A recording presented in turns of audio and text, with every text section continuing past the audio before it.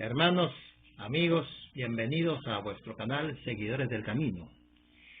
Hoy seguimos viendo lo relativo al jinete del caballo negro en lo tocante a su segunda parte. Recuerden siempre que estamos por llegar a los 200 suscriptores. Les invitamos a suscribirse gratuitamente para que puedan ser avisados con tiempo acerca de las novedades en el canal y de los mensajes que nosotros, por la gracia de Yahweh, vamos a ir produciendo con mucho cariño para todos ustedes. Retomando el jinete del caballo negro. Ustedes recordarán respecto al incidente ocurrido en Génesis tocante a la Torre de Babel. Partamos de ahí. Recordemos que Babel significa confusión y es un resultado de una mezcla. Y Babilonia es mencionada de manera protagónica también en el libro de Apocalipsis. Toda esa mezcla, toda esa confusión religiosa llega hasta nuestros días.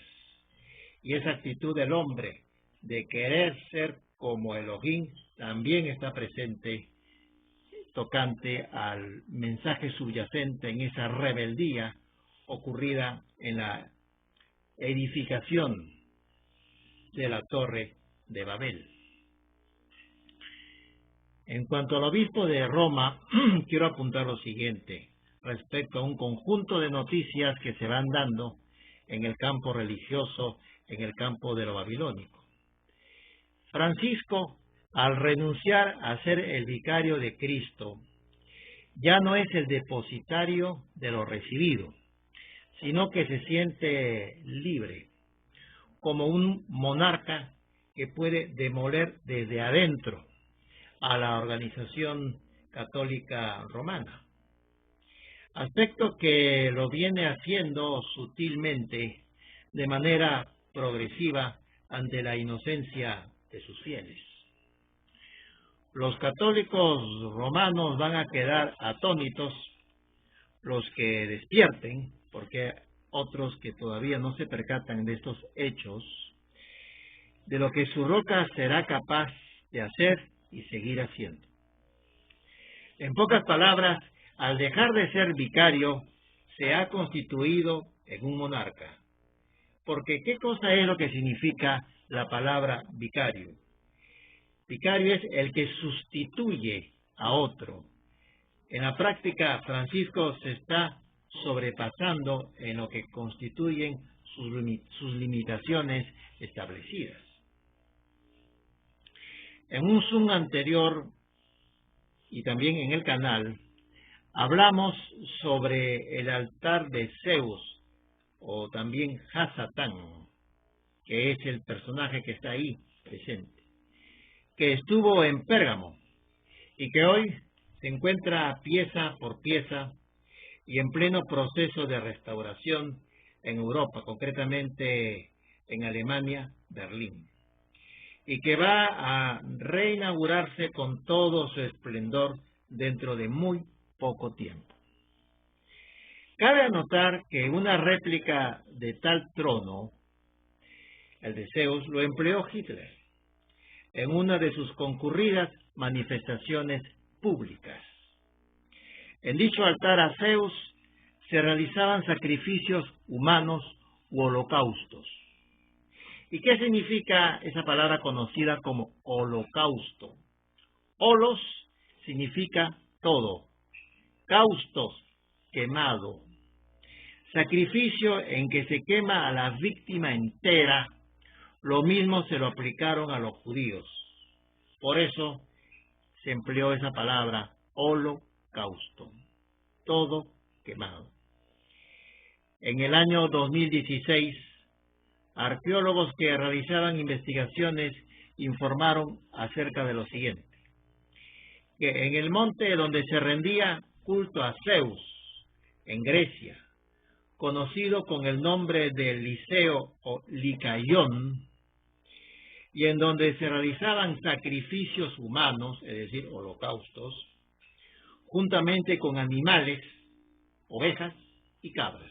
Fíjese, estaban ahí sacrificándose ovejas y cabras.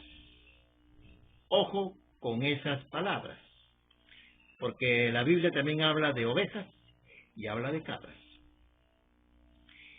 Encontraron en dicho lugar y lo dieron a conocer en el Greek Report un esqueleto humano, un adolescente de 1.52 metros, mezclado con cenizas y huesos de animales. Y solo han analizado hasta ahora un 7% de dicho monte. ¿Y qué significa el monte Licayón? Vamos atando cabos. Significa montaña de lobos. Tenemos 3 palabras claves: ovejas, cabras y lobos. En dicho altar ubicado en tal monte, la carne sacrificada de humanos con animales era mezclada y se daba a comer a los asistentes. Se pensaba que quien comía de dichas carnes, del humano, se convertía en lobo. Ese era el pensamiento religioso. De ahí la razón del nombre de la montaña, montaña de lobos. ¿Qué dijo Platón en la República? Quien ha probado entrañas humanas mezcladas con las otras víctimas, necesariamente se convertía en lobo. Sabemos que Hasatán es un imitador de las cosas pertenecientes al templo de Adonai, y en donde también se sacrificaban ovejas en el templo en el tiempo del Pesaj o Pascua. ¿Y qué se estaba sacrificando en Alemania en el tiempo del nazismo? Judíos. ¿Y cómo la Escritura llama a los judíos? Ovejas. Seguimos atando cabos. ¿Cómo fueron transportados los judíos a los campos de exterminio? En vagones de tren, tal como transportaban el ganado. ¿Cómo son transportadas las ovejas, por tanto, al matadero? En vagones de tren. ¿Cómo los diferentes elementos como piezas se van armando en el rompecabezas? Desde la historia hasta verdades espirituales aquí contenidas y ya profetizadas. ¿Y qué dice la palabra? Y fueron llevados como ovejas al matadero. Exactamente fueron transportados ellos de esa manera, los judíos. Las señales, el cumplimiento está por todas partes. Tenemos que ver y entender para detectar la irónica actitud desafiante de Hasatán. ¿Cuántas personas murieron en la Segunda Guerra Mundial? 60 millones. ¿Cuántos de esos millones fueron judíos? 6 millones.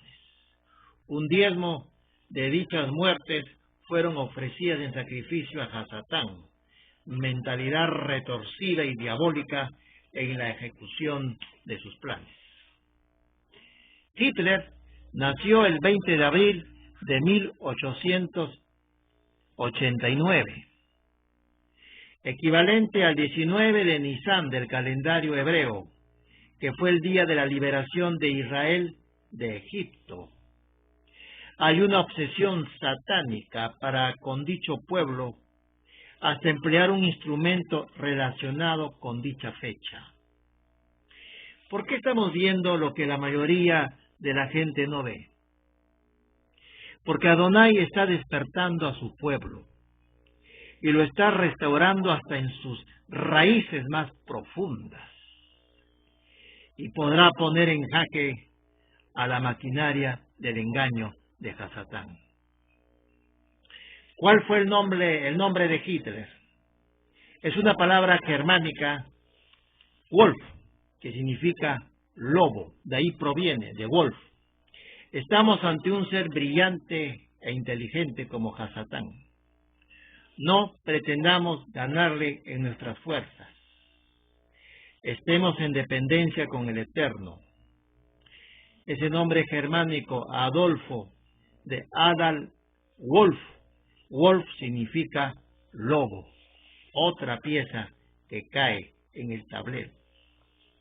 Un lobo que colocó a las ovejas en vagones para llevarlas al matadero como un diezmo mundial en honor a Hasatán. Veamos Hechos capítulo 3, el verso 21, que nos dice la palabra. Aunque por ahora Jesucristo debe permanecer en el cielo hasta que Dios ponga en orden todas las cosas, como dijo por medio de sus santos profetas que vivieron en los tiempos antiguos.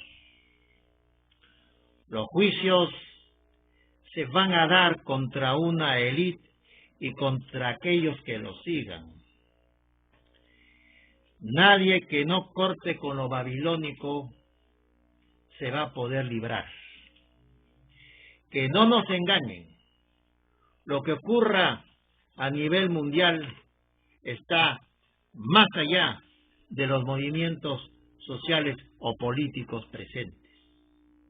Es un conflicto del bien y del mal en el escenario final, y ese conflicto del bien y el mal hoy se está acentuando de una manera dramática, sin maquillajes y sin máscaras. Importante algunas notas finales para este mensaje del jinete, de la segunda parte del jinete del caballo negro. En el 2006, Turquía ha reconstruido una réplica perfecta del antiguo altar en la misma colina antigua, en Bérgamo, antes Pérgamo, en relación al altar de Zeus. La plenitud de los gentiles, y de ahí viene la palabra plenitud, que no es cuantía, sino se refiere plenitud a un máximo desarrollo de los mismos en la Torá, se viene dando. Como dice la palabra, paraos en los caminos y volved a las sendas antiguas, a esa plenitud de los gentiles, a ese conocimiento, o lo que dijo Daniel, el conocimiento aumentará. Eso que estuvo sellado aumentará en el conocimiento de su pueblo, fundamentalmente de ese pueblo esparcido entre las naciones y que tienen a Yeshua en el corazón, de ese pueblo de la casa de Israel que estuvo en Asiria y de ahí se esparció y no regresó a su tierra.